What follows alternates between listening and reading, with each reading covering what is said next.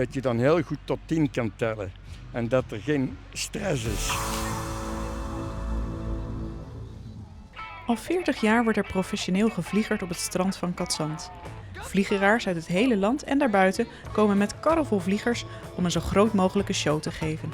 Maar dit jaar wordt dat voor het laatst. Klopt, na 40 jaar houdt de vereniging erop te bestaan en daarmee stopt ook het vliegerfeest inderdaad. In al die jaren heeft het Vliegerfeest heel wat ontwikkelingen doorgemaakt. Het is ooit begonnen met mensen die voor hobby kwamen vliegeren en die zeiden zouden we niet een vereniging oprichten en een vliegerfeest. En zo is het eigenlijk een beetje ontstaan. Begin met demonstratievliegeren, steeds kwamen ze van heinde en verre met vliegers. De creaties werden ook steeds anders, ontzettend leuk. De traditie was eigenlijk geboren en dat is ook zo gebleven. En voor de rest is gewoon kleuren in de lucht en lekker genieten. Een van de vaste vliegeraars is Jan Baks.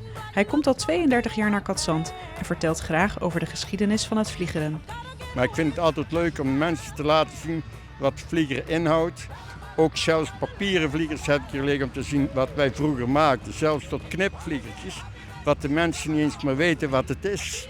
Tegenwoordig is het allemaal heel modern, allemaal van spinnaker gemaakt, koolstofstokken, bamboestokken, fiberstokken.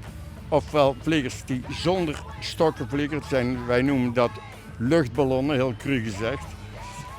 Die hebben we hier ook, mits er wind genoeg er is, dat de entourage groot in de lucht is. En dat laatste was aan het begin van de dag nog een flinke uitdaging. Qua zon is het een goede dag, qua wind is het heel moeilijk. Het lijkt net of er heel veel wind zit, maar hij zit een beetje uit de verkeerde hoek. Daarnaast hebben we natuurlijk de gebouwen op de duinen staan. Dus het is een beetje lastig, maar daardoor zie je wel dat sommige creaties wel de lucht in kunnen en andere helaas niet. Zit er nou een belangrijke techniek achter dat vliegen of kan iedereen dat? In principe kan iedereen het, maar je moet wel weten wat zo'n vlieger doet, wat de wind doet. Je moet wel een klein beetje verstand hebben van dynamica en van luchtzakken. Weet ik. Ik heb er geen verstand van. Ik vind het heel mooi om naar te kijken. Behalve het geven van een mooie vliegershow is er volgens Jan nog iets heel belangrijks. Als je met een vlieger op stap gaat, die gaat naar het strand of die staat in een weiland, de rust die er dan vanaf komt. Dat je dan heel goed tot 10 kan tellen en dat er geen stress is. Dat vliegertje in de lucht, gewoon maar een simpel vliegertje, niks bijzonders. Het zijn ze al gelukkig als ze kunnen vliegen. De vliegeraars op het strand vinden het in ieder geval erg jammer dat dit feest ermee ophoudt. Nou, we zien ook wel een vergrijzing onder de vliegeraars. De meesten zijn toch wel tussen de 60 en de 80, zeg maar.